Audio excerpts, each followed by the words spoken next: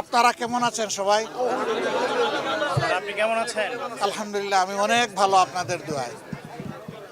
শুধু খারাপ লাগে যে এত বড় একটা আয়োজনে আপনারা সারাদিন ধরে ছিলেন।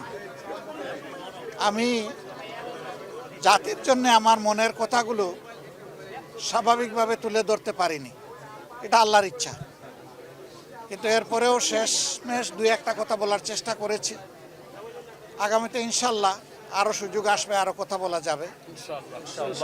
আপনাদের মাধ্যমে দেশে বিদেশে যারা আমার এই সাময়িক অবস্থা দেখে কষ্ট পেয়েছেন, সহানুভূতি প্রকাশ করেছেন, দোয়া করেছেন, তাদের সকলকে সালাম জানাই এবং কৃতজ্ঞতা জানাই। শুধু দোয়া করবেন যতদিন বেঁচে থাকি আল্লাহ তাআলা যেন মানুষের কল্যাণের জন্যই আমাকে বাঁচাইয়া রাখেন, আমিন। এবং আমার দ্বারা যেন দেশ এবং জাতির কোনো ক্ষতি না হয়। আল্লাহ যেন আমাকে সাহায্য করেন। আর এই দেশটা আমাদের সবার রে ভাই, আমরা সবাই মিলে গড়ব ইনশাআল্লাহ। ইনশাআল্লাহ। আমরা ন্যায় এবং সত্যের পক্ষে থাকব। অন্যায় অসত্য যেখানে সেখানে আমরা দেয়াল তুলে দেব। ইনশাআল্লাহ। অন্যায় অসত্যের প্রতিষ্ঠা যাতে না হয় আমরা দেয়াল তুলে দেব ইনশাআল্লাহ। ইনশাআল্লাহ। ইনশাআল্লাহ। আমরা একটা দেশ আমাদের যুব সমাজের জন্য উপহার দিয়ে যেতে চাই। ইনশাআল্লাহ। যেই যুব সমাজ বুক পেতে আমাদেরকে মুক্তি এনে দিয়েছে, তাদের প্রতি আমাদের দায় আছে, আমাদের দায়িত্ব আছে। তাদের যে আকাঙ্ক্ষা, এটা অস্বাভাবিক কিছু না।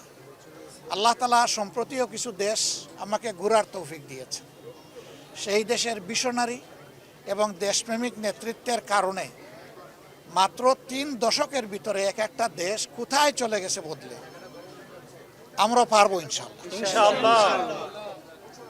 সবাই আমাদেরকে একটা কথাই বলেছে, তোমরা যদি শুধু দুর্নীতিটা দমন করতে পারো তোমাদের দেশ আমাদের চেয়ে আরো সুন্দর হয়ে যাবে। ইনশাআল্লাহ। কারণ তোমাদের মানুষগুলো আমাদের দেশে যারা সার্ভিস দেয়, তাদের সার্ভিসের উপর ভিত্তি করে এই সমাজ যদি আগাইতে পারে তাহলে তোমাদের দেশ কোনো আগাবে না।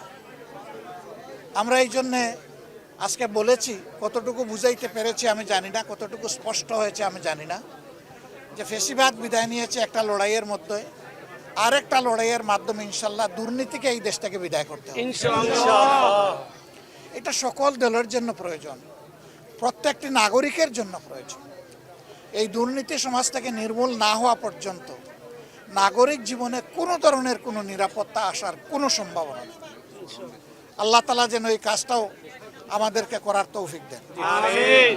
আর আমার জীবন নিয়ে আমি খুব বেশি উচ্চাভিলাষ তো নাই, আমি কোনো আশাও পোষণ করি না। কিন্তু আল্লাহর কাছে একটা জিনিস চাই, যে জাতির প্রয়োজনে আমিও যেন শহীদ হতে পারি। আপনারা সবাই দোয়া রাখবেন। আসসালামু আলাইকুম।